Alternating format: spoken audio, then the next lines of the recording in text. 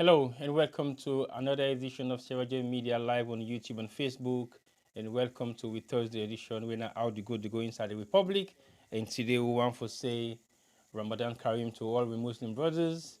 And we want to say peace be unto you to all we Christian brothers they will get. And not for say Lent is on and at the same time Ramadan is on. I think this has been the coincidence maybe twice in a row now or three times in a row where we get Lent and Ramadan almost at the same time over the past few years. But I want to say welcome tonight today. I want to say welcome once more. And if you just join me, don't forget for subscribe to the YouTube page and not also forget for join me on Facebook. And also if you did with me on TikTok, we don't begin some make some wave na TikTok, and that wave day seems to be very interesting over the past 2 weeks. We'll just start TikTok. So I want to say welcome again once more to now all if you're watching out there in Ramadan KAREEM. Today we'll talk specifically about Ramadan. I know say many people will be surprised thinking, Tiboy, what you can't talk about Ramadan? Well, I don't get me check them yet, where I can normally bring Kamna the Lamb for can't talk about Ramadan. But definitely they will be coming soon. I don't already put in all me pointers the way I want for me can talk about. I don't reach out to some of them already, and they all don't give me go ahead. But as all you know, the beginning of Ramadan not can get too much of the kind tension after day one. After day one, many people go back to their normal self, and then Ramadan will actually kick off maybe between the first 5 days to the first 10 days. Nine people are meaning fulfill the elements of Ramadan itself. But now, as it don't start, today now day two, and I believe say most people we don't start from yesterday to today. They already don't begin see the reality of what Ramadan and fasting really mean. But in Islam, there are so many things the way people like they look forward to Ramadan at one, and few more other things where na the thing way I believe say anybody when a Muslim could be very proud of doing. Prayers is one. But I can talk briefly today about some of the most important things that we surrounded by Islam. I know say people will be thinking, boy, I can't talk about Islam. What is that about Islam? I think many people don't even believe that I'm Muslims. I am a Muslim, and the reason for that is not because they have seen me in various different capacities. So either in the struggle for accepting a Muslim, or they just don't believe that I am a Muslim. But Muslim not get for rights na your forehead. As I can always say to people, them religion not get for rights na your forehead. Religion not get for rights na your face for the people in Siam, and also what you wear and how you present yourself for make everybody go feel say you know Muslim. So I know they really take them to that perspective they for many people to understand say you have to be a Muslim, you have to dress in certain way, you have to look in certain way, you have to grow your beards. So there are so many other kind of things that way people that they relate to when they want to become Muslim. So I not feel say that's my opinion. I don't feel say you really get for fit into any of those categories. Yes, it's very important for say you need for dress appropriately. It's very important for say if you keep your beard. Some people in the scene are part of the sunnah. In some places, them so if you wrap your aid, you get a turban with people like in the wrap and the aid way for signify say you're not Muslim. Sometimes your attire, the way you dress, also can get another impact in the way people look at you for either determine whether you're a Muslim or not. Sometimes some people then get mark on their forehead here so, which means they na constant prayer. People they pray constantly, they pray their 5 daily prayer. So they get a mark where they left in the middle of their forehead. When are they bow every day where they pray to Allah. So there are so many things that we people in they look at as part of the attributes that we go determine say you're not Muslim. But me want for say yes, all those elements are very much important. You have to represent to the fullest. You don't have to be ashamed to say if you're not Muslim, you not go dress that way they because you know they call man for say you're not Muslim. I disagree. But at the same time, if you choose for dress that way they it's fine. But a lot of stuff has changed. I think the world they evolve in so many different ways now. How people when they see things they happen, and the way how then they see things they happen. I not say make you modernize the religious aspects of what you are for be, and also make you play down Islam at any given point in time, and also say make you downscale the preferences of what in Islam actually stand for. But I think we have to be human. We have to be ourselves. We have to be in the position of worshiping Allah, not to satisfy mankind, not to satisfy the eyes that are watching you, but to satisfy yourself. Because you were the practice the religion, now you know how pure you are within yourself. Now you know what sort of pleasure you they gain from worshiping. Now you know the kind way how you they feel within yourself, your spiritual power, how it able for control the things the way they do. So I don't feel say we for live a religious life and paint them to the outside world for make everybody know say, oh, this person is very religious, or this person is highly religious, or is extremely religious. For the one way don't go to the extent, we don't learn the religion to the extent that they don't call them sheikh or imam or religious scholars. Yes, then one in they have set the standard. So I go say it's priority for them to represent to the fullest, as in the way they dress, the way how they behave, the way how they approach things, their personalities, and the way how they also value mankind is very important, because they have to now live by example. So that's the example they should live by, and that's the reason why they should portray themselves to be men of God. So we get men of God in Islam, we would call the imam, the sheikhs, or the cleric then, and then you get men of God in Christianity, who of course we understand that the pastors them, or the people who really lead prayers in church. But a lot of other stuff then they we surrounded Islam, we sometimes people take for granted, because again, like I say, Islam is a very pure religion, very sweet religion, very easy religion for follow. It's a pure way of life, and that way of life, they if you continue for follow the steps of Islam, you go live a life of purity. What in that means? A life of purity is a life that don't necessarily mean you commit sin, no, because we sin every day. But a life of purity is a life that one live and ready for live unto the fullest in terms of the rules and regulation will govern that particular religion. If you're not Muslim, for example. So if you're not Muslim and you practice Islam, you for actually practice Islam to the fullest, which means you have to be praying. So like I come to possibly likely the major five pillars of Islam first. Maybe I do the start, and then we'll start the after that first preamble where I don't give for highlight some of the concerns of what makes you a good Muslim, or what makes you a bad Muslim, or what makes you Islamic practitioner. So Islam comes with five priority pillars. Those five priority pillars are always what's now the basic guidelines than the of Islam, and four of which is a must. The last one we not a must, but if you have the opportunity to do it, you should as well do it. So make us start with the five pillars of Islam. The five pillars of Islam. Now, one way then called the Shahada. The Shahada is the faith. So basically, when you want to become a Muslim, you take the Shahada. How you take the Shahada? Now, for making them go, then say take the Shahada. Where you just say you only the worship God, the only God you need to compare to no other God, but the only God we make we as God. So La ilaha illallah, ashhadu an la ilaha illallah, ashhadu anna Muhammadur Rasulullah.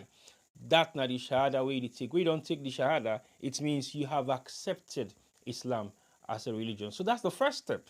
So that's one of the key pillars then first, because you know for compare yourself to no other God other than this God we can worship, and you believe say the Prophet Muhammad sallallahu alaihi wasallam then the messenger of God, and in preachings them you they follow for serve the God way you don't take the Shahada to.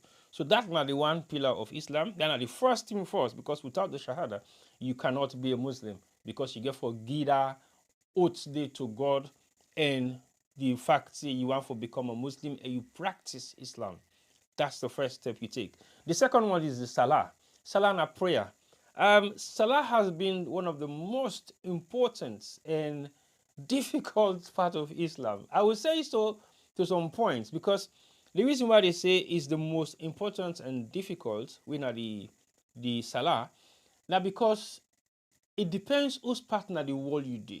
It depends what sort of job you're doing. It depends what sort of lifestyle you're living.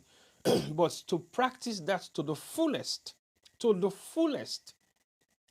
in this part of the world that we live, if you don't work from home or you don't specifically spend 90% of your time at home or have the privilege and opportunity by yourself to be able to perform your five pillars of, your five daily prayers, then it becomes an extremely, extremely difficult thing. Because sometimes, also offend we self in the world right now, time is not in our favor. You get for go work and we the work. Now that is Ramadan, very few offices then they exempt you from actually taking that regular break for go do your normal prayers within the time of work till you off for work. A very, very much challenging. So I'm not gonna say it's an easy task. It's a very difficult and challenging task. But people have done it. And for the fact that people they don't do and people they do and continuously every other day in their lives, it means it can be done. But it can also be extremely challenging. Based on the environment where you find yourself, go make something maybe slightly easy for you for make you able to do your five daily prayer. Five daily prayer is very important. The one that people can struggle with the most, that the morning one. That is the most challenging one and the one way they do last before you go to bed and sleep.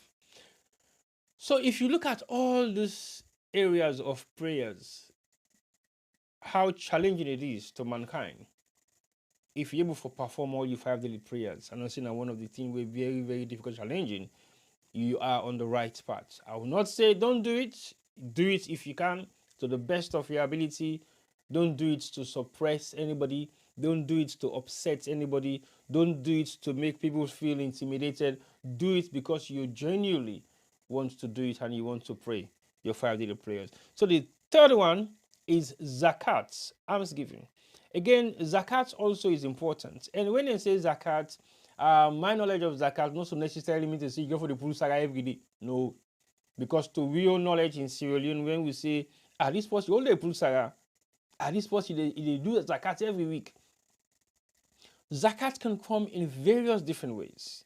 Support to mankind, where you give a giving support or giving arm or any kind of support to anybody where they struggle, we need that support at that particular point in time.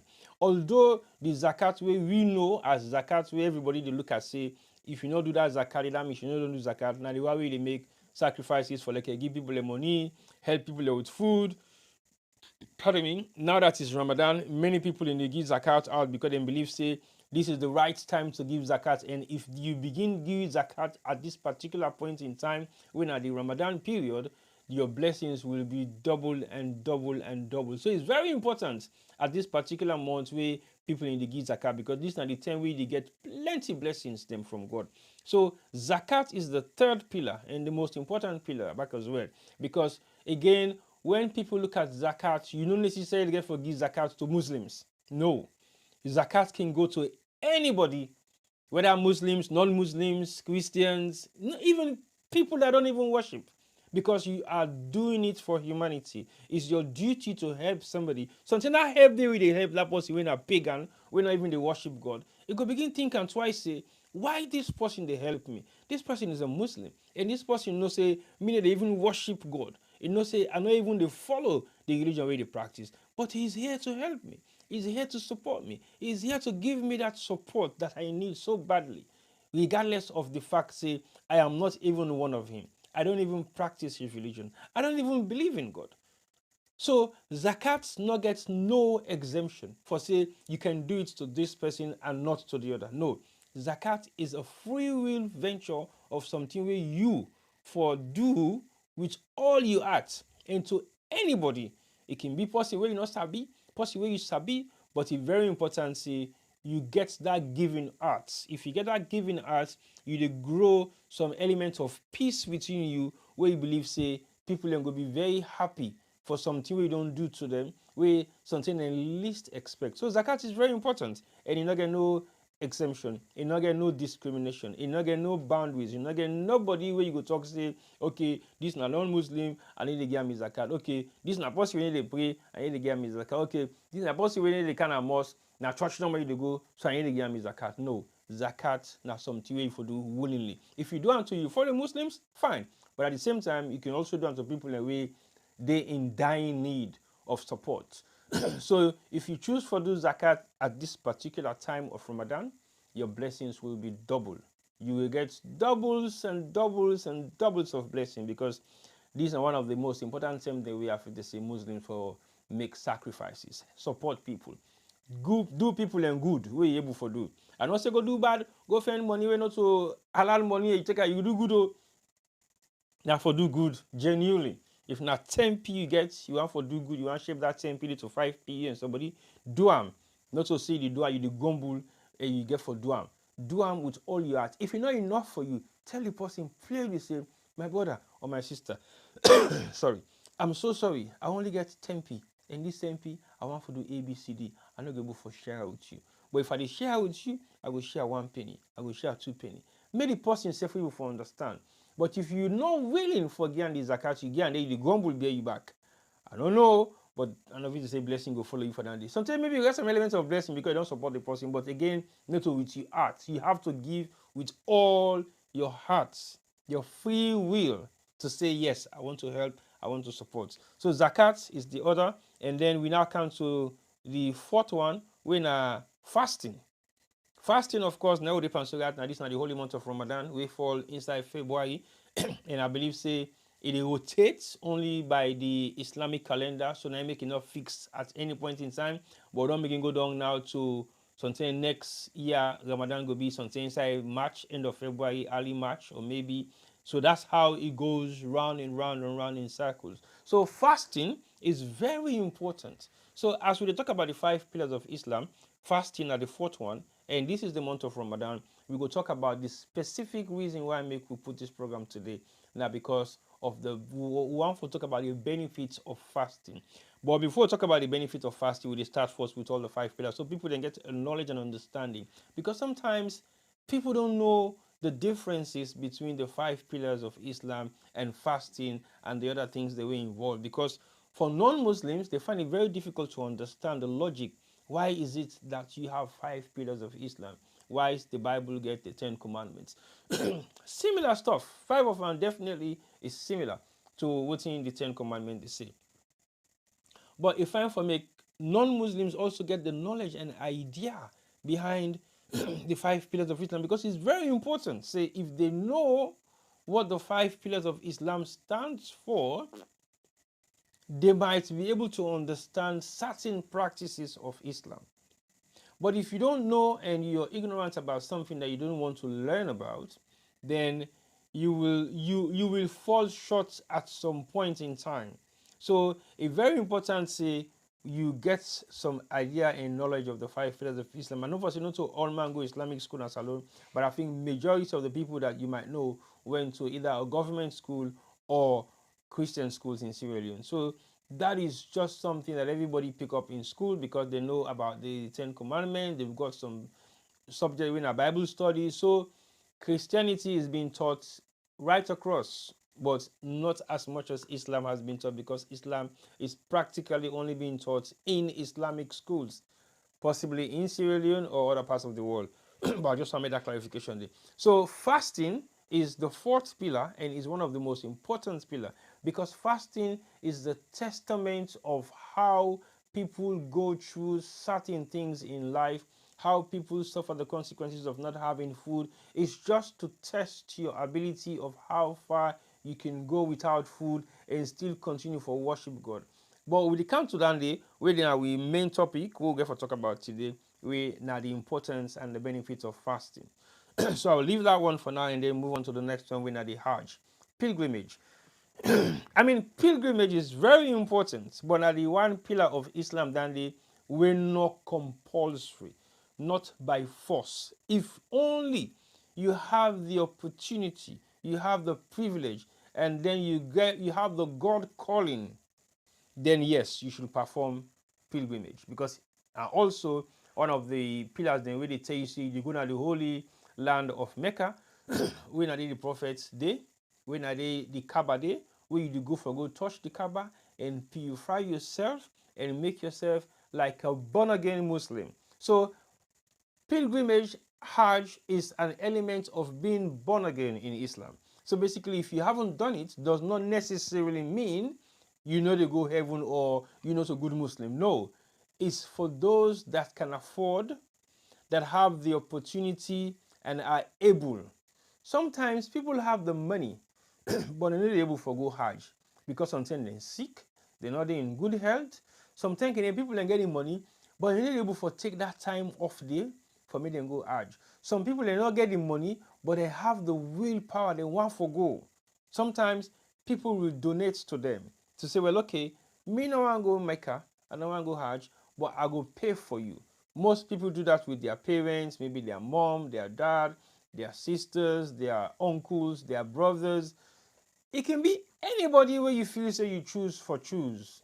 If you can afford the money to pay for that person to go for pilgrimage, as much as that person need to get blessing, is you self back to get the same blessing where that person need to get, because now you don't volunteer for pay for them. So pilgrimage is very important, and that is the last pillar of Islam. So if I can go through them back again, you have Shahada, when are the faith, where you take you vow for become a Muslim. You have Salah, when are you prayer. You have Zakat, when are the almsgiving, charity. You have fasting, when are the month of fasting of Ramadan. So right now, and the last one, now pilgrimage, when are Mecca. So if you're able to perform all those 5 pillars of Islam, I will guarantee you, not even by any doubt, that your soul will be pure.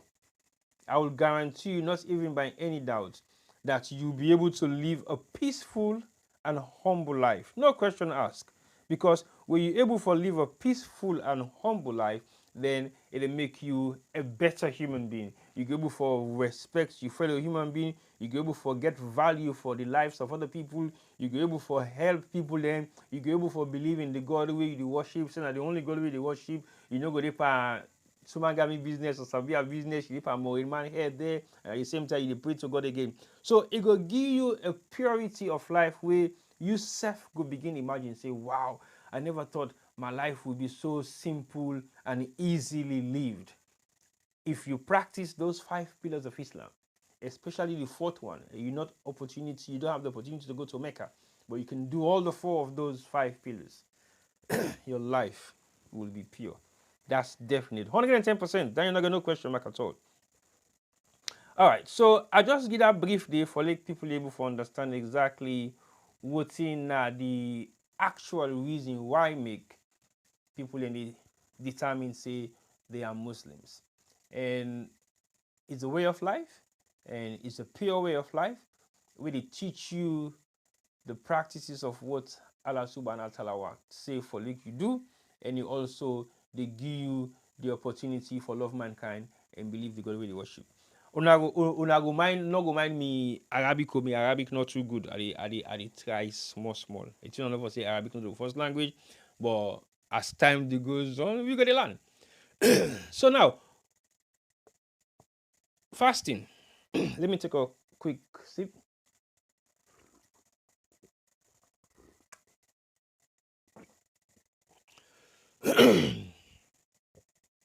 Now, fasting. Again, today's program is about the benefits of fasting, the benefits of Ramadan. Why make Ramadan very important? Because Ramadan very important for various reasons.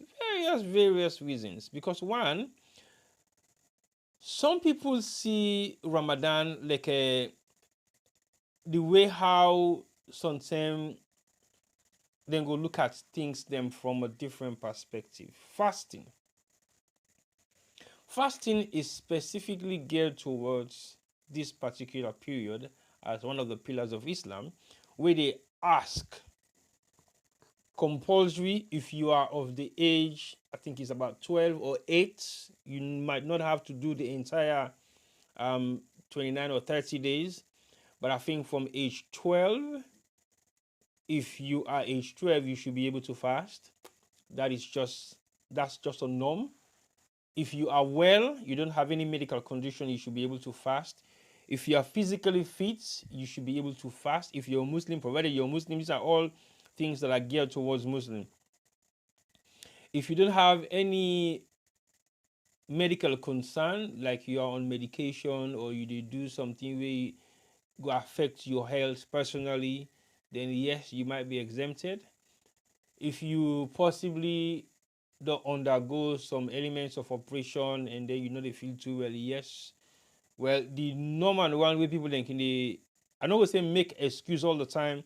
Now a lot of Sierra Leoneans, there are a lot of people that might say, oh, they get ulcer, then they suffer from high blood pressure, then they suffer from few things in the way they make the label for fast.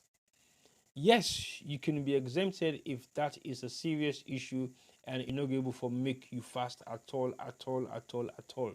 But there's also another option of something that you can do. We go help for enhance, or no, not to enhance. We go help for make you see the benefit of you not fasting, but if you're also able for do something we go able for support people in way they fast, either they're not able for provide food for themselves, or then they fast but then they struggle for eat food, then they fast but they're not able for get the opportunity, they're able to get the opportunity for some time maybe breakfast properly. So if you're able to feed somebody for the entire fasting period, just one person, if you can afford it. That's if you are exempted from fasting and you're not Muslim, you still won't forget the blessing of Ramadan. Then if you're able to feed one person for the entire period of Ramadan, and that person they will feed, you go able to get the blessing of that person there, and that person name blessing also God will bless you back for that as well, because you get blessing for feed somebody when able to afford for feeding self during the month of Ramadan. But last week we were gonna mosque. The mosque is asking for people in way go able for support, give salaka, charity, feed the mosque. The mosque way at the go right now na the North Brixton Islamic Cultural Center. You also get the mosque within East Street way na the Bekar Mosque. You get another branch with the na New Cross just around the junction next towards the chicken and chip shops. But I don't know what their requirements are. I don't know what's in their own consignment in terms of what they are asking for members of the Jama for help, for support during the month of Ramadan. But the North Brixton Islamic Center, they ask for £300 per person or groups or family or anything on able for put together. So it costs roughly about £300 for run iftar na the mosque every day. Which means that £300 in any take for prepare food, for the one they were able to afford, for prepare food for themselves for breakfast during the month of Ramadan. So they will have the opportunity to come to the masjid and breakfast. Maybe they'll be able to take some few food back home for the eats when they go out for eating in the morning for them so cooling. So that's what the mosque is asking for. But I'll come back to that one day later on anyway. So let me go back to the benefits of Ramadan. Ramadan fasting provides holistic benefits. Some of the benefits that we provide are spiritual renewal. So it renew your spiritual essence. Spiritually, many people really cleanse themselves during Ramadan. But I'll just read through the first paragraph. So, including spiritual renewal, increase self-discipline, and improve empathy for the less fortunate. Physically, it helps detoxify the body, aids in weight loss, improves metabolism, and supports heart health. Mental benefits includes enhanced focus, increased endorphins, and stress reduction. So these are the theoretical part of what's now some of the benefits of Ramadan. And when you look at some of these benefits, and you take, for example, spiritual benefits in Ramadan, how better it is for any mankind, it increase your closeness to God. And how that they happen? Some Muslims, some of we, because myself included, don't necessarily pray every day with 5 daily prayers. We closeness to God is not too close as you are expecting it to be as a Muslim.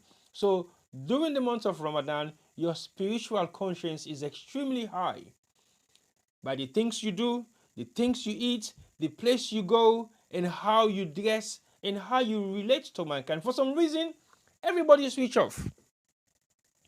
Everybody switched off when they said Ramadan don't come. Their spiritual presence is now extremely high.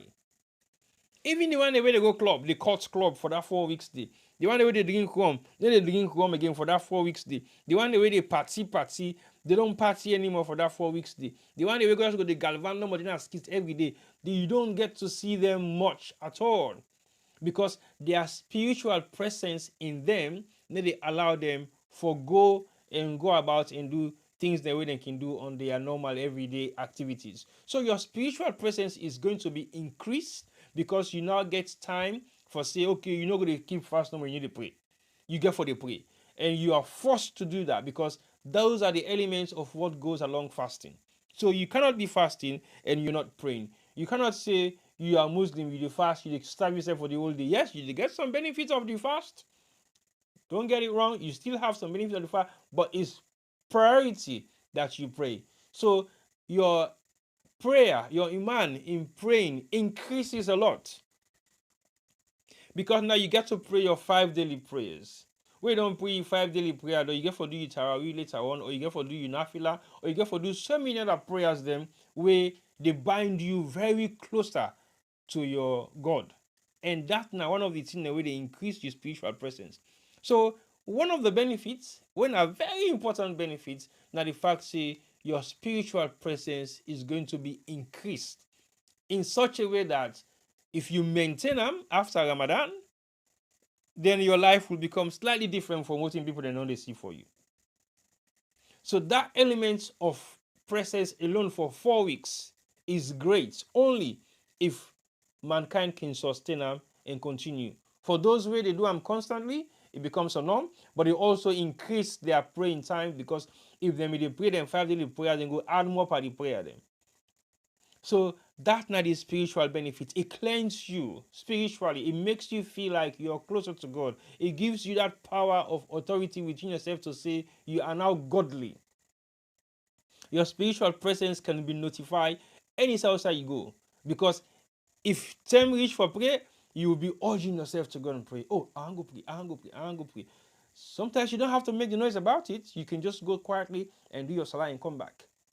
If you're in a group of people that are not Muslims. So they will ask, hey, what's I go just now? Oh no, just go pray. So that presence alone is going to make you spiritually rich in so many ways. In the way how people look at you, in your presence, in your personalities, your spiritual well-being, everything about you spiritually is going to be great because you are now in the month of Ramadan. You have to maintain your spiritual awareness. You have to make sure that your spiritual guidance is always closer to you to tell you what to do spiritually, which means you have to pray, you have to be holy, you have to be righteous.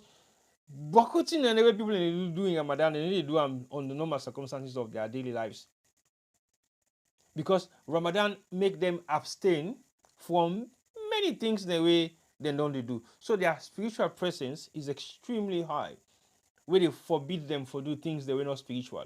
Where they stop them for do things they were not spiritual. So it's as important as anything else. But for the fact that during the month of Ramadan, your spiritual benefit is going to be extremely high than a one specific benefit than the way they get to in the month of Ramadan.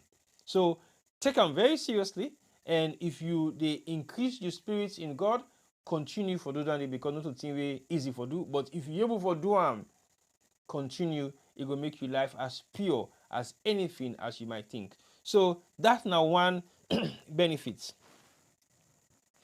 So you talk about the physical. Okay, let's go back to the spiritual growth and discipline, strengthens devotion to God. Yes, I've said that. Cultivates patience and encourage charity. Okay. Cultivate patience as in your spiritual presence in what you do during the month of Ramadan. That because certain things we really take before, you know go take them again. or certain things wey you no be dey take before, now you go take am. For example, you na person wey no be dey let go. If somebody argue with you, you go argue lengthily, but come on, but let me know rubbish. You go begin argue lustfully, thinking the words that you're saying might not be appropriate, but you still say them anyway because you don't care. But during the month of Ramadan, your patience is going to be increased. If somebody they even offend you, you find them very difficult to respond. Because from the time where you start for fast, when at 5 something in the morning, to the time where you break fast, when at 5:27 or 5:30 in the evening, you are under restrictions of what you say, how you say it, where you say it, when you say it, and to who you are saying it to. So your patience in life for that 4 weeks day, they increase. You go always say to you, now how they fast, now make an they respond to this person. Or now how they fast, now make an they answer you. If I not be the fast, me too for the whole long today. So your spiritual presence, they make you get enough patience for able to look at things differently. For make you able to assess the situation, wait until you don't find yourself in a very uncomfortable situation where you realize, say, there's nothing you can do about it. Why? Because it is because it's the month of Ramadan.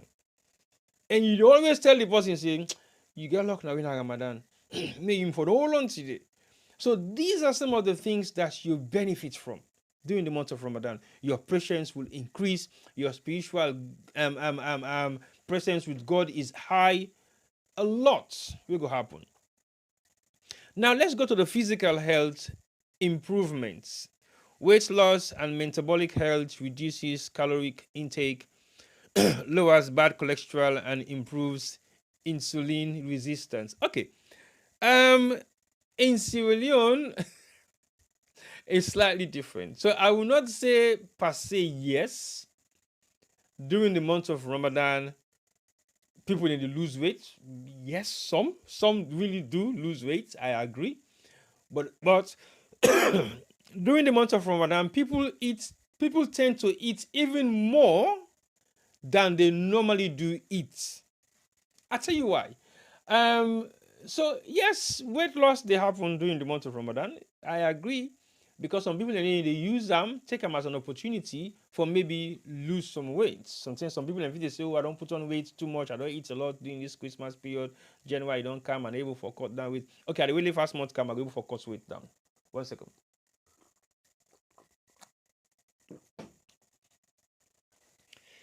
So yes, during the month of Ramadan, for the fast day you get for day without food intake for possibly 8 hours or 9 hours, sometimes it depends on whose part of the world you do. It means you are going to be restricted from having food intake into your system.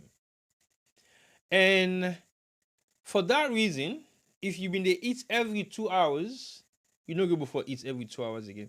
If you be to eat every 3 hours, you don't go before eat every 3 hours again. If you be to eat every hour, you don't go before eat every hour again. Because your food intake is now being restricted. From 5, 6, 7, 8, 9, 10, 11, 12, 1, 2, 3, 4, 5, 12 hours. So you are restricted from having food for 12 hours. And during that period, your metabolism is either going to be slow or active, reacting and reducing the fat intake in your body for those that are losing weight.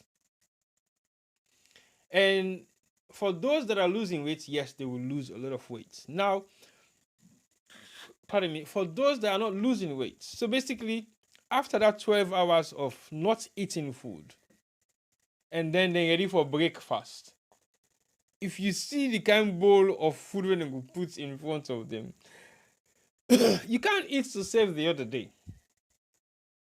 So man can want eat yes, eat yebe, it drink pap.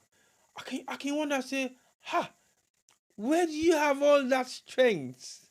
Who say all that belly they for like you take all them food and they put inside belly one time. After your belly don't so tight, you don't crumple for like 12 hours without no food inside. And then all of a sudden, you can't eat this huge chunk of food. So man can eat not able for pray safe again. But the fact of the matter is, yes, it helps for people and for reduce weight, It helps for detox their body. It helps for keep their body into good shape. So the health of your body is now refusing every junk where you don't eat for 11 months. And then you have that 1 month period when at the month of Ramadan where your body they stop for take anything where you don't take for the past 11 months. And if you watch during Ramadan, you now they eat certain food the way you know they eat on normal basis. So your health risk is going to be very low if you are not somebody who has any health concern. So your health risk the low because you they reduce cholesterol intake, you they reduce things the way go make you put on weight, and you they begin eat a lot of vegetable now and fruits, which is something that you don't do on your normal day-to-day activities in your life. Because many people don't eat fruit. Many people don't eat fruit or veg. Boku wasabi. Not because they're not like camo, but they just don't have the time to prepare it at home, or the family don't really have time to prepare it for them to eat. But it gets in your own implications. So not everybody they sit down actually and say, well, today na vegetable normally eat, I need to eat yes M plus us. Very few people do that. Oh, today I don't want vegetable, I they eat just fruits normal. Very few people do that. So those are some of the concerns of some of the things the way people need to go through during the month of Ramadan when it comes to health factor, weight loss, metabolic health, thing the way you they do normally. It they reduce the cholesterol. It they make you feel like for say you're lighter than you were before because your body is not taking the regular intake of food stuff where it only take for the past 11 months. Now your metabolism is going to slightly change because you need to be able for you need able for eat a lot of stuff and then your metabolism not work. It not it work because you not get boku work again for do. The activities the way they happen in your body is lesser. So your body system they work now effectively well because you not get boku work for do. Instead of it try for break all the fat intake in your body, sometimes you go just reduce that work there to maybe maintaining your protein, making sure that you have free airwaves, your blood flow is smooth, you have a smooth blood cycle. So it change you a lot. It purify your body, it make your body become more pure in so many different ways. So that's now another benefits for the health side of fasting. So if you look at all those elements, it help a lot more again when you look at people and sometimes, well, these are scientific facts that now at the beginning coming to because some people are saying that when you get some kind heart health issue, there's a potential to say you have a reduction of your hypertension and high blood pressure. Why? So these are some of the reasons you should be asking people who are learned, people in way now medical practitioners, then you get nurses the way they're around, you get doctors the way you sabi. Ask them what are some of the benefits of fasting, where you not eat food, whether you normal food. Because yes, it is one of the 5 pillars of Islam, but it's also good for like you able for know some of the other extra benefits the way they get apart from the religious benefit. Because the religious benefit is just obvious. Very obvious, say yes, you get for be improved in your way of doing things, your lifestyle they change, things they don't use for you, you need to do them again. So those are all very important things. But if you just say them, okay, now fast somebody fast because now month of Ramadan, like just fast. You're not trying to investigate about other things that will change your lifestyle. Okay, when you fast for 1 month, check your system.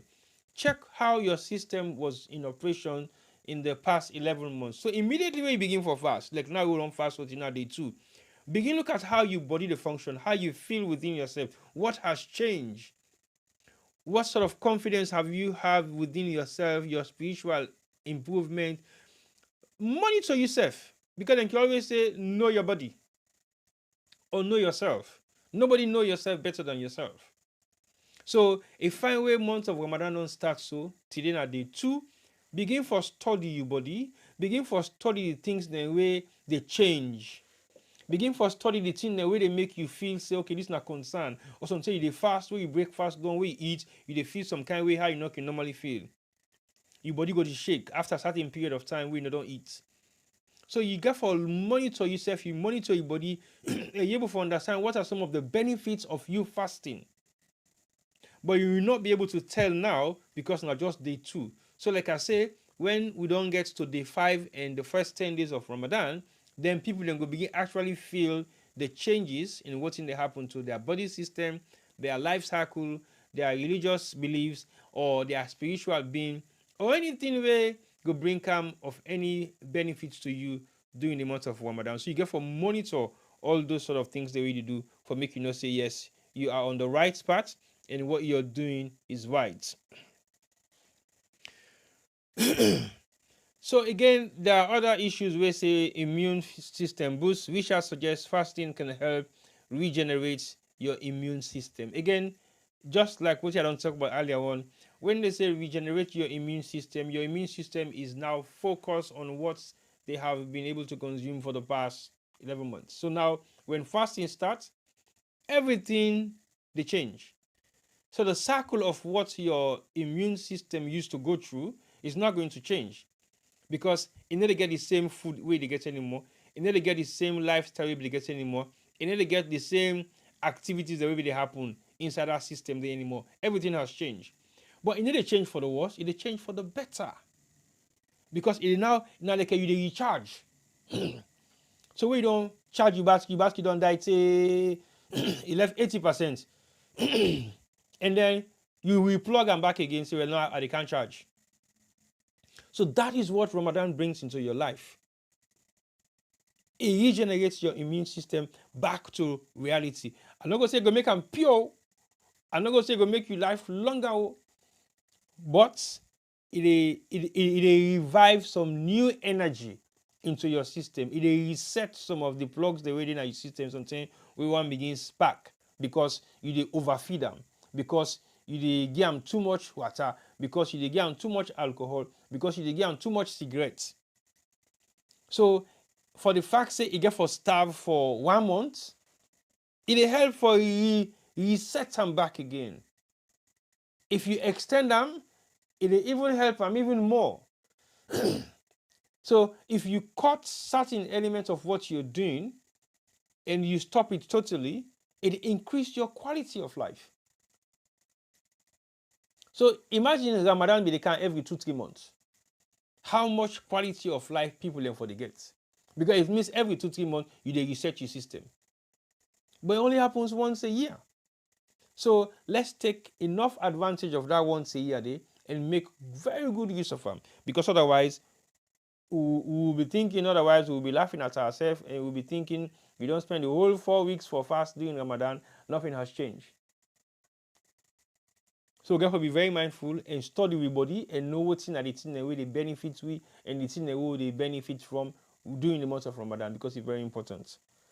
It also increase focus, enhance mental alertness and clarity. Again, like I said, if you are not doing the normal things that you do every other day, you sit down every day, you purify your soul, you pray, you read the Quran. There is an English version, there is a Arabic version. If you can read both, that's fine. But if you get the Quran and the English version, you can still read them. It's the same interpretation. Although there have been few changes, but I think that there haven't been much changes in the Quranic interpretation because there is only one Quran and there's only one Arabic. So if you don't able for change certain elements of your life, your focus in life is going to change automatically. Because the way how you now look at things is different. If you really worry and stress about food, how you get for eat maybe 5-6 times a day, if that is what you're used to, Ramadan, you don't worry day. So it resets your mental state as well. If you really think, say, oh, you need 500 pounds for go buy or for go club or for go buy suits for go one party during the month of Ramadan, you cease to find out 500 pounds because it's the month of Ramadan, you don't get for sketch yourself again. So If you watch your mental state of things that get you concerned or curious or things that increase your anxiety, it will be reduced because nothing is important at that point in time. Because you are within the month of Ramadan, your priority are going to automatically change from the high need to maybe the middle need or possibly even the lower needs or maybe the bottom rock needs of things the way you want. And all that they go able for you sets your mental state and bring you back to scratch. But the worst of now when Ramadan done, everything back don't rise up to the norm. Your anxiety is extremely high because you're not thinking of, oh, I've not been doing this during Ramadan. Oh, I've not been doing it. Oh, I need to do this. Oh, I need to do that. So you have to be mindful of how you come back from that Ramadan mood and come back to reality. Because the Ramadan move, not get reality, is there, it's fixed. There is nothing you can do about it. There is nothing you can say, except if you know how to practice Islam the right way, except if you know how to fast the pure way, except if you know how to do things the way how they advise you for do them as a Muslim. Then yes, your concerns will still be high out there. Then yes, you still be doing the things that you do every other day, and your mental state is going to be the same. It will not change. But if you practice Islam, you practice Ramadan according to how it's supposed to be, it will revive your mental state from maybe 50 to something, maybe 20. It will reduce them a lot. It will reduce a lot of tension in you. It will release a lot of things the way something you're so concerned about. It will reduce the way how you think mentally because your stress at that particular moment is possibly 10%, sometimes maybe 60, but it don't come down to 10 because your priority list has changed now for the next 4 weeks day. If you choose not to go to work, you get the opportunity for take time off work, then you are home. What do you do home during the month of Ramadan if you choose to stay home for that 4 weeks? You pray, you sleep, and read books. You pray, you sleep, and read books. You make less phone call because you know how to begin talk about Congo talk, you know how to begin talk about things that make you sin. So if you tend to keep your fast at home for the 4 weeks of Ramadan, you definitely live in a pure life, wherein, except otherwise, you eat in the morning where you start fast. From that period now, say 5:30, where you cut fast again. Now pray no more you pray. Sleep, pray, and do something else way minimal. Sleep, pray, and maybe something read book. You can't even watch movies. You can't even play music. So everything around you is sober. That's the most pure element or the most purest time of your life. If you choose to keep it home, then your life is extremely pure at home for that 4 weeks. Because 99% of the things you do every other day that are normal, you don't do them. You don't. So you tend to live or you tend to go through a pure way of life during the month of Ramadan. So it's something that you should be taking very seriously because, again, it helps to improve your mental state, your metabolism change, and your focus is not the same anymore.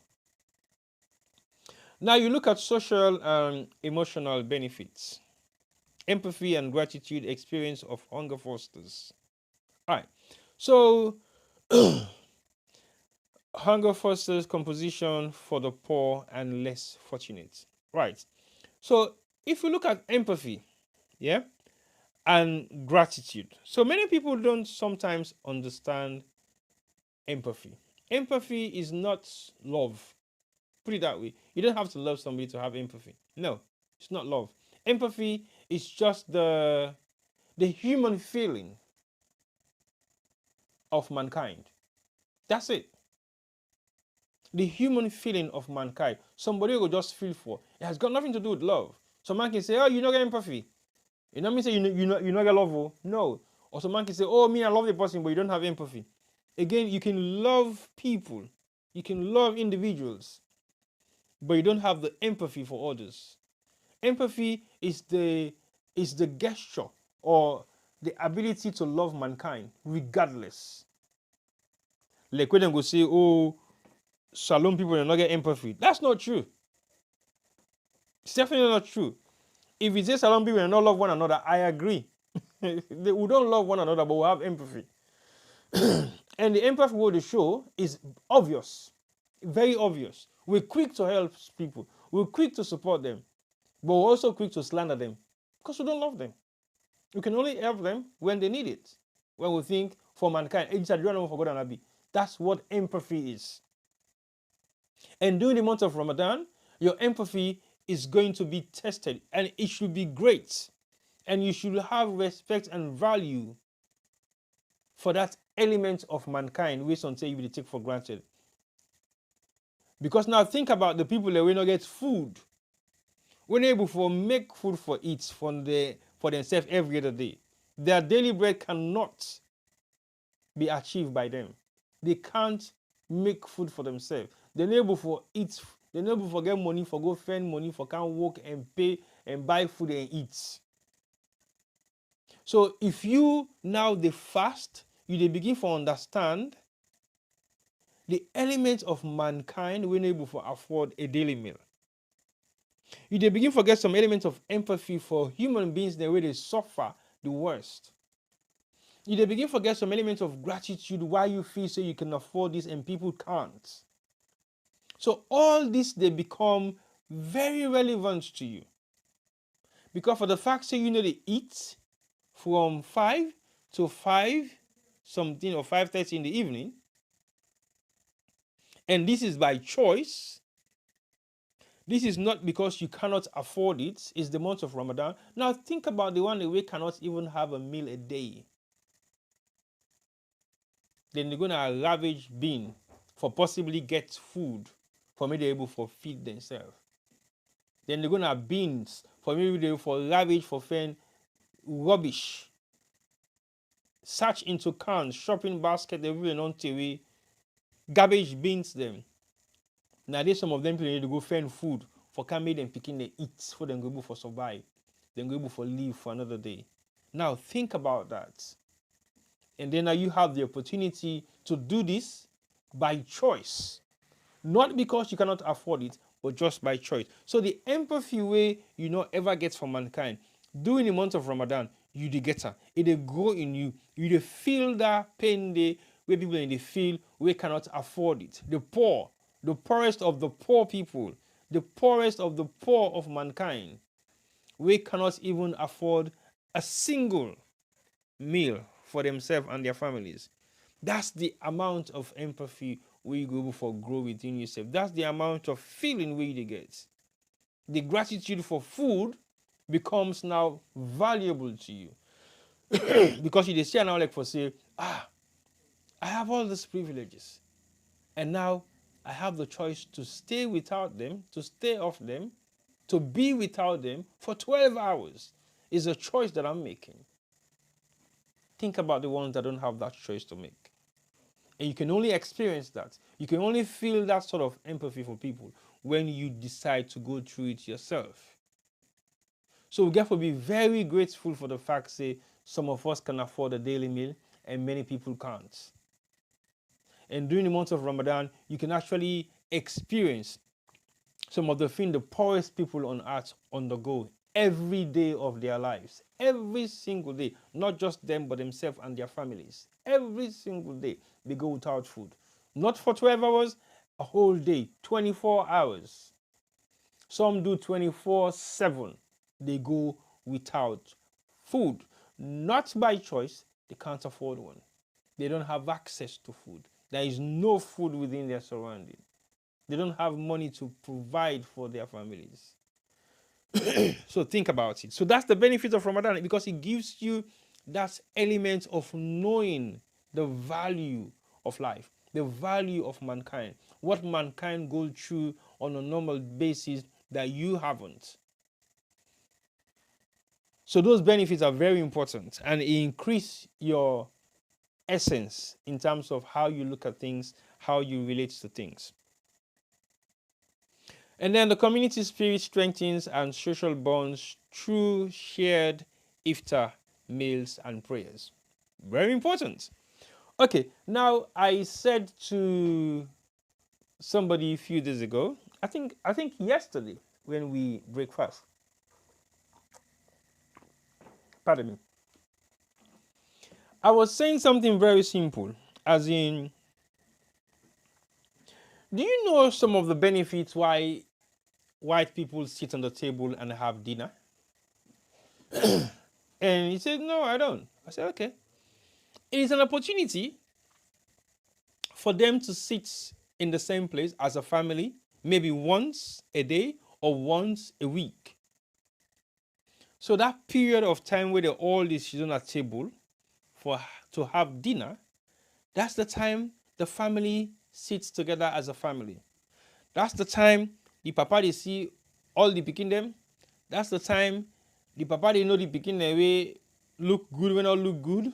That's the time the papa they ask questions. Or that's the time you have an opportunity to have a conversation with your parents and your siblings and the other way around on the same table for maybe an hour. Just an hour.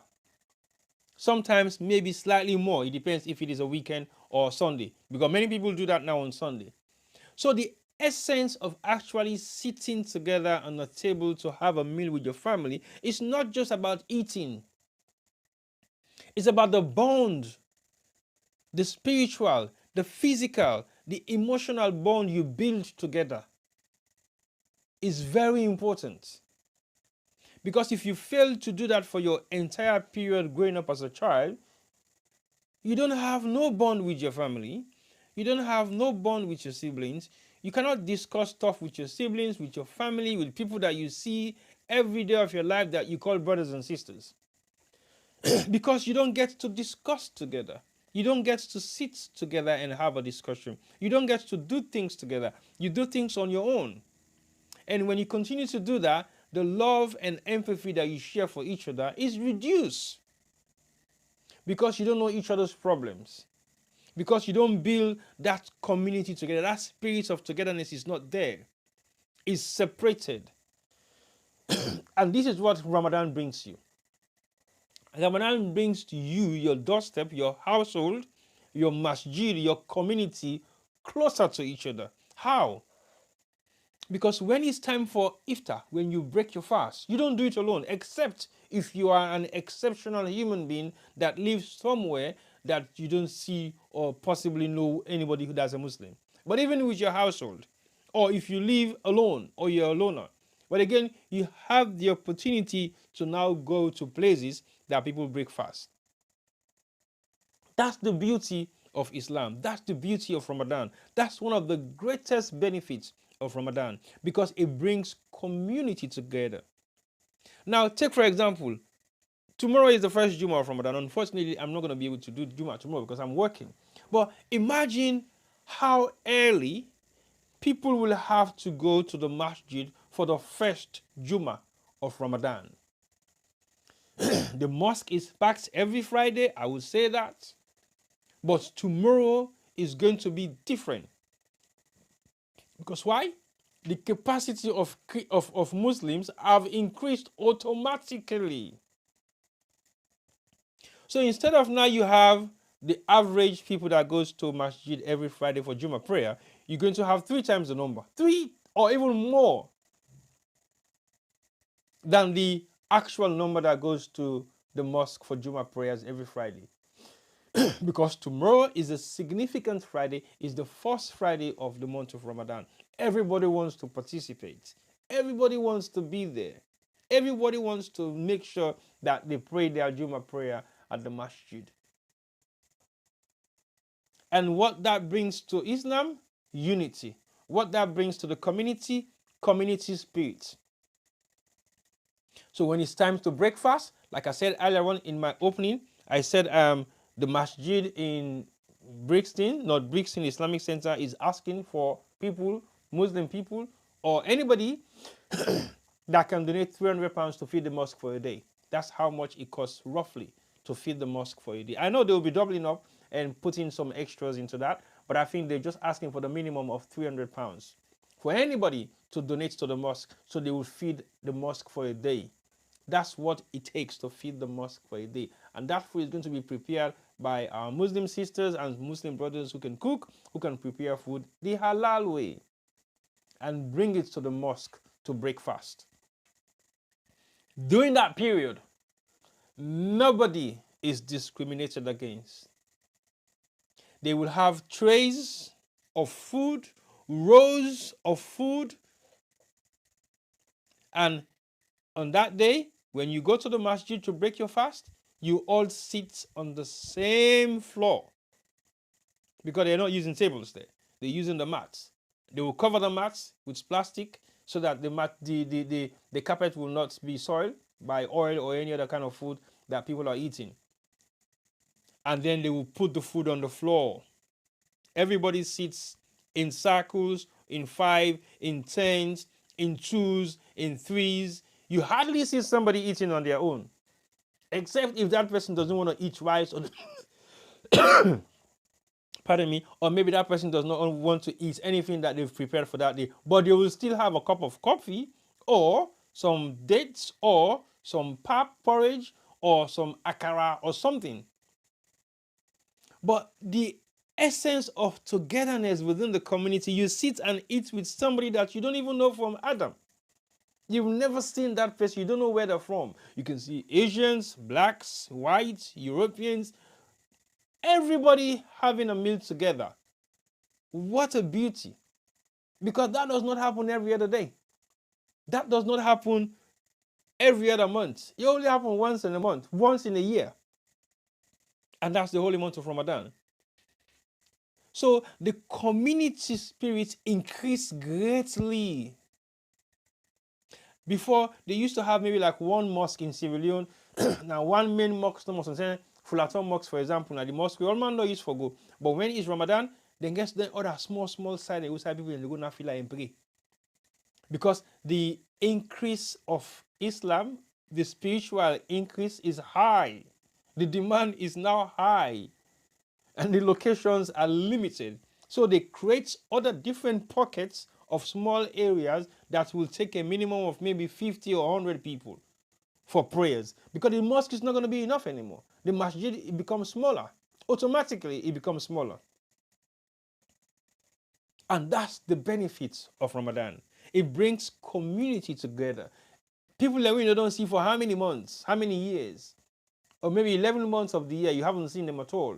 But for as long as they're Muslim, during the month of Ramadan, you might set eyes on them either once or twice. Either once or twice, because they will have the opportunity to go to a mosque, either once or twice, or they will have an opportunity to go to Ramadan prayer.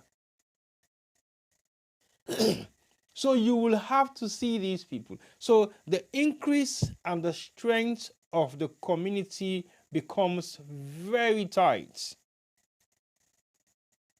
Because you eat together, you break fast together, and you pray together. So that community spiritual bond increases automatically during the month of Ramadan.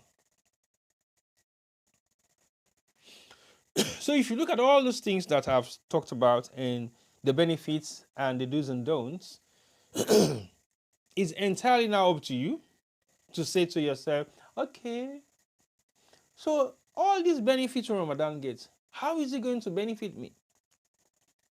And how can I maximize these benefits? How can I do things that I normally do that I'm not doing no more and maintain what I'm doing now after the month of Ramadan? So it's now up to you. It's now your choice. You're not forced. You're not indulged to do things that you're not supposed to do. But if you follow the footsteps of what the practices of Islam says, your Ramadan will be the most purest.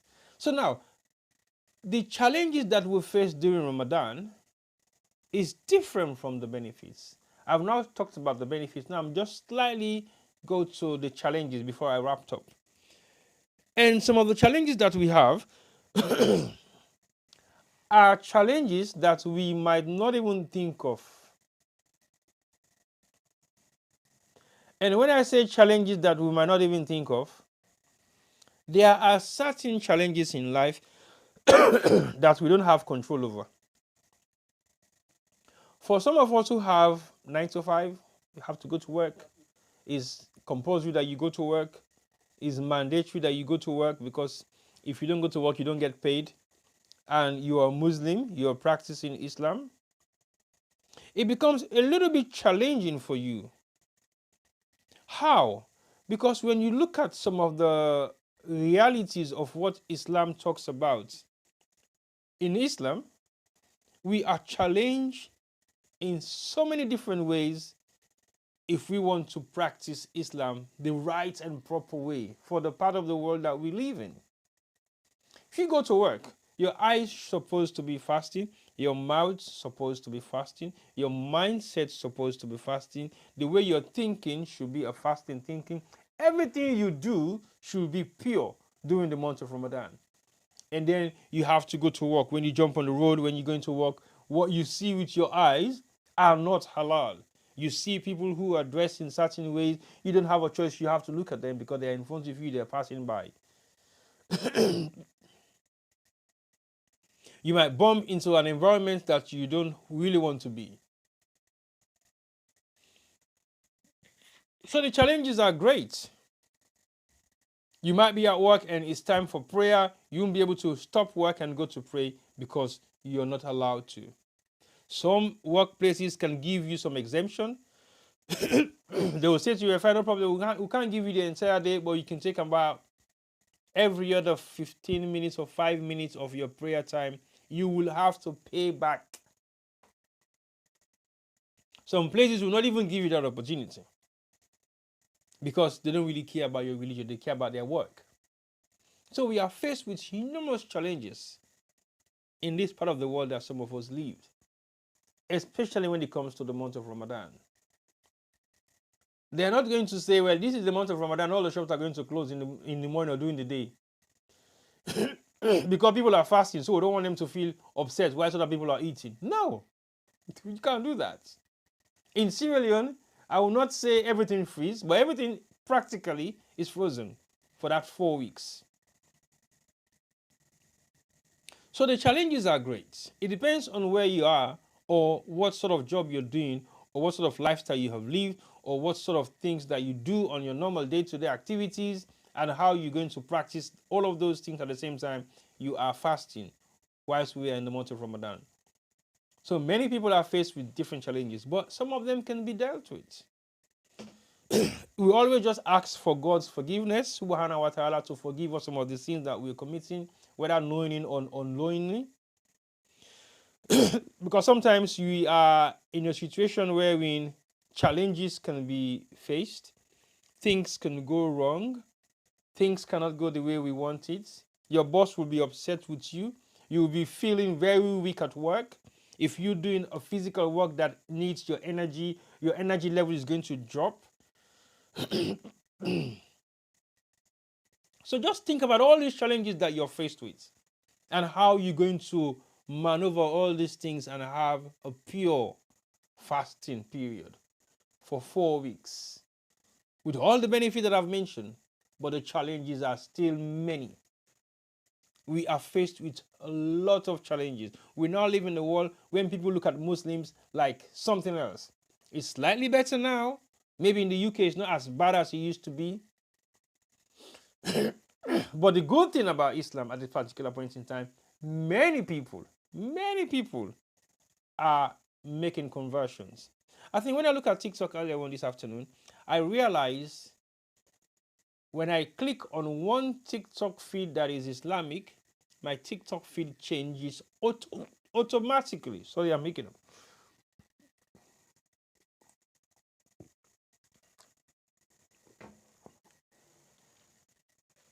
My feed changed. So all the chunk I used to have, not coming on my feed anymore. Now, all my feeds and now they come on my TikTok are Islamic feeds, prayer tips, Islamic programs, religious verses, Quranic recitation. Those are all the things that are coming up on my TikTok now. So your algorithm change from what you normally used to watch and what you're looking at now. And of course, they know it's the month of Ramadan. So basically, if you're a Muslim and you click on any Islamic program on your TikTok or even on your social media platforms, your feed, your timeline is going to automatically change to possibly everything now Islamic or religious. So the other good thing I was going to highlight is the fact that young men and women are really embracing Islam. They are embracing it in such a way that it's not scary, it is just amazing. Amazing to see young people embracing Islam. The amount of young people that goes to Umrah nowadays is huge within our community. Within our civilian community in the UK has changed drastically. The amount of young people that I know, people that we see every day, we hang out, we do stuff, good and bad, have changed. They have changed. They are reforming themselves into being better people, better Muslims, better citizens, better civilians. Also with the women.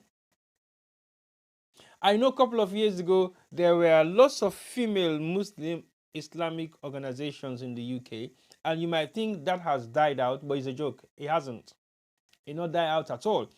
It not even increased now to the extent that they are not going to Mecca. They are now doing pilgrimages. They are going to Umrah. So their iman has increased to another level, because 10 years ago they were just practicing Islam, the hijab. Hijab was the norm. But now they have taken it to another level. It's not the practice of Islam anymore. It's not the wrapping of their head with the hijabs.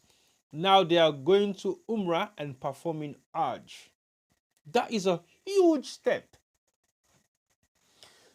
So let's give them the support. Let's give them the manpower support that we can. Let's encourage them. Don't not look at them and think, say, oh yeah, it's just about papi showing. Even if it's papi showing, but they've done it. We should give them that respect and credit for the fact that they've made the move. They've used their small amount of money that they have, instead of them going for holidays to Dubai, instead of them going for holidays to Turkey or to these other places, they are using their hard cash to go and perform Umrah, to go and perform pilgrimage, to keep themselves holy. So if you cannot support them, don't criticize them. Just leave them as they are and give them the support that you can.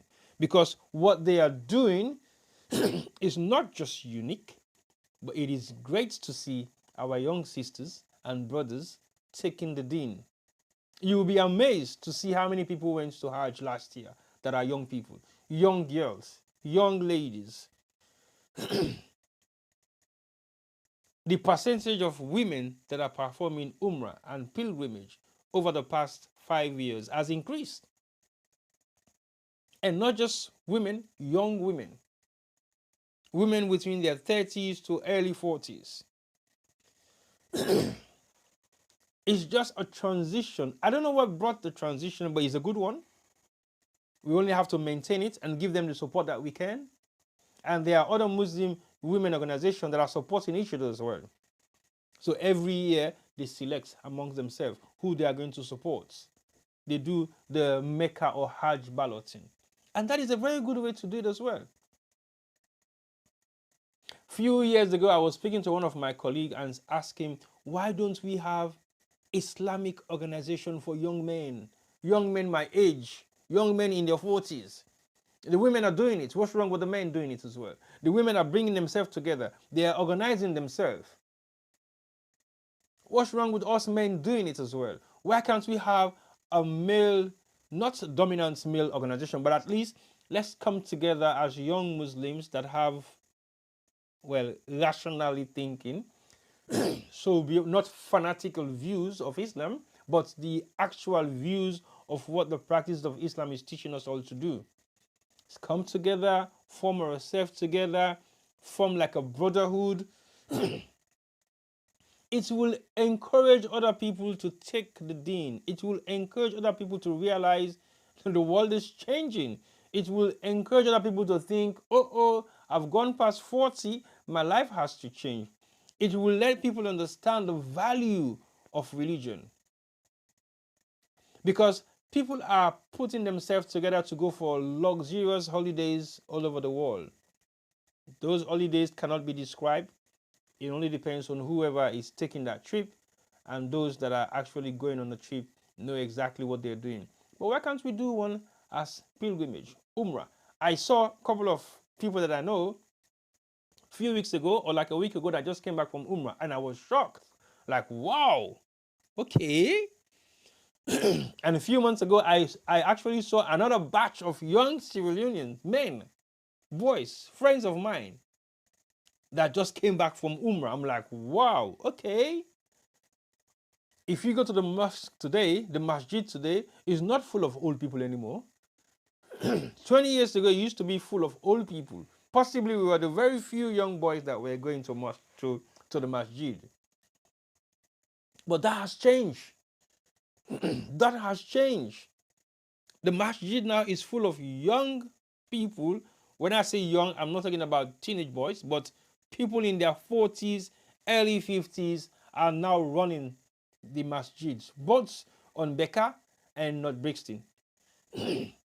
These are people who were not like the religious ones that people used to see 20 years ago. No, they were the party goers, they were the lifers, people who spend time in nightclubs and do stuff. But time has changed. They're not the same people anymore. They have chosen a different path. And the path they decide to choose is the path that they want to be now. So if you cannot support them, just leave it as it is. But a lot of different things are happening right now. In Christianity, we see people are doing almost the same thing as well. Many people are turning to God. Although we have many pastors, we have many people who are preaching the gospel, is still good. So let's continue the work of Islam, because again, the month of Ramadan can only encourage us to do what we do best in terms of Islam, in terms of how we propagate the religion in a positive way. Fanatical views are always fanatical views, but the way Islam has grown over the past 20, 30 years is different from the way people look at Islam 40 years ago. It is not a religion for the Arabs anymore. Before, it used to be in the UK, if you're not Pakistani, very few Africans, especially Africans of West African origin, you can only see the Nigerians who are actually proud of being Muslims. But that has changed. Now you can see Sierra Leoneans being proud of being Muslim with the way they dress, the way they do things. They go to the masjid. They are proud of what they are now, religious-wise. So a lot of changes are happening. Is happening. Is going to happen.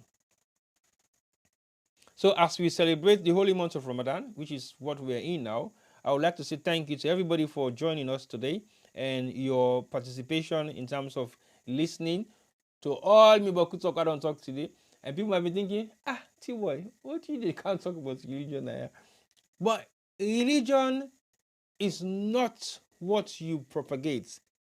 Just that. It's also your heart desire, the way you look at people, the empathy that you have for mankind, the love that you share, your spiritual guidance. Yes, it's very important to follow the 5 pillars. Yes, it's very important to practice as much as you can, but don't do it for the eyes of men to see and justify you to say, yes, you're a Muslim. Yes, you have to do that once or twice in your lifetime so that people will know that you are a Muslim. You belong to a specific religious group, which is Islam.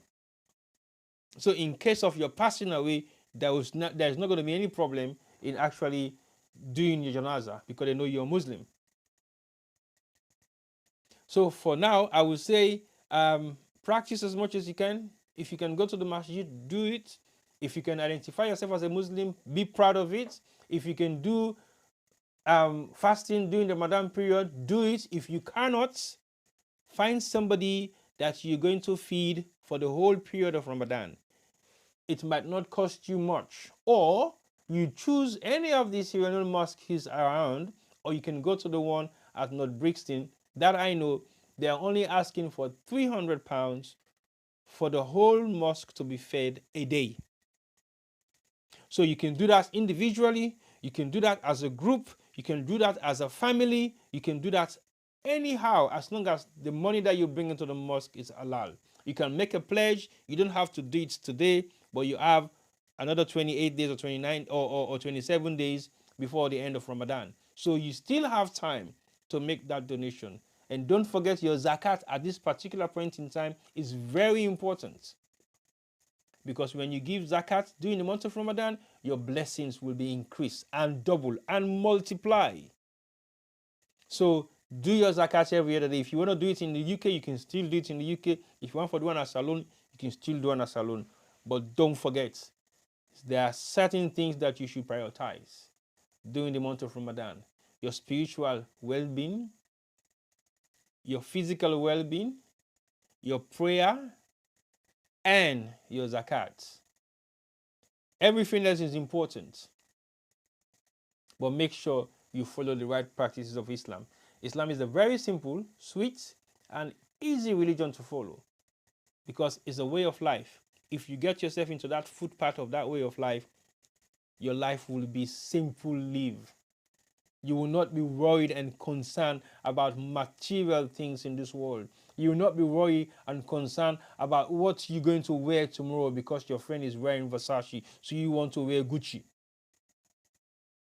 The value of material things will become zero to you if you follow the practices of Islam, because it's the most simplest religion that has no boundaries of what you should do to make you better physically than the other person. Just follow the right path, and the right path will lead you to Jannah. So I want to say thank you very much to all my viewers who has been watching me today. I know this is a different and strange topic for how to go inside the Republic, but as time goes on, I go bring some Islamic scholars them where they can actually talk to we about some of the issues that we are facing and need to talk about during the month of Ramadan. They can do some preaching. I don't already begin to talk to a few of them, but in the next week or two, we will begin get some of their Islamic scholars and they sheikhs or imam they really pray in a different mosque. Pardon me. We can talk to we a little bit more about the religious aspect of the month of Ramadan and how Ramadan could be of benefits to all the one the way they practice at this particular month of Ramadan. So I go on for say thank you to you once more, and don't forget to subscribe to our YouTube page, and don't forget to join us on our Facebook, and I think our TikTok is on as well. And with TikTok they on, and with TikTok supposed for the do a lot over the past couple of days. Unfortunately, I'm not able to read the messages there. Well, I'll see if I can able to read some messages on YouTube. I think I don't have any message on Facebook apart from Fulabi we say Mashallah and Nimkon say we say Ramadan KAREEM Alaji. You see, I don't even call me Alaji. Oh my God. All right, let me go to YouTube quickly and see if I can just read few of the messages that we did. I don't check them earlier on, but not see nothing. But I think there are messages now up. So let me see if I can just quickly read some of those messages. I wait for me phone allow me, but then phone I can get problems on thinking. Right. George Ramadan Mubarak to all of my Muslim brothers and sisters. And Ramadan Mubarak from Alpha. Blessing at George. Welcome, sir. And country first they say Ramadan Mubarak to you. Alpha, my brother, and the same to you and your family. So yeah, this is country first Ramadan Mubarak to you and your family. So basically, I appreciate same to your family and Joe. So these are just Ramadan Mubarak to the chats group on YouTube, and myself they say to now Ramadan Mubarak, and definitely within the next couple of days we will bring some Islamic scholars or imam or sheikh them. We get better knowledge, way better knowledge than I am. My knowledge in Islam is not 110%. Well, I'll try. And my perception of what I've just spoken about is just the overview of some of the theoretical benefits of Ramadan and some elements of the Islamic benefits of Ramadan as well. How it will benefit you as a human being, how you will cleanse your health system, how it will make you become more healthy, more sane, more focused. Your metabolism is not going to be the same. It increase your mental states. So it helps you a lot in various different ways. Apart from the Islamic values and the Islamic benefits, it also gets social benefits and social values. Then we are free to say, will not for just take lightly. So until next week for another edition of How the Go to Go Inside the Republic, I go on for say thank you to viewers them for staying with me for the past hour and a half or so. And until another edition, I go say Assalamu alaikum wa rahmatullahi wa barakatuh to all me Muslim brothers and sisters out there. And we will also bring the Lent period, because this is Lent. We will forget bring one or two pastors them we can talk to with viewers them about Lent. So we're not trying to do one side of the religion. Uno for sister alone. We are religious tolerance. So we get for able for respect and value Christianity as well. So we'll bring some past some some pastors and some preachers them people that we know the Bible for come talk to we Christian brothers them about Lent and the importance of Lent. I will also they on the same platform for talk to them as well, but I will do that anytime soon. So until next week, have a good evening and stay blessed. Ramadan Mubarak to all.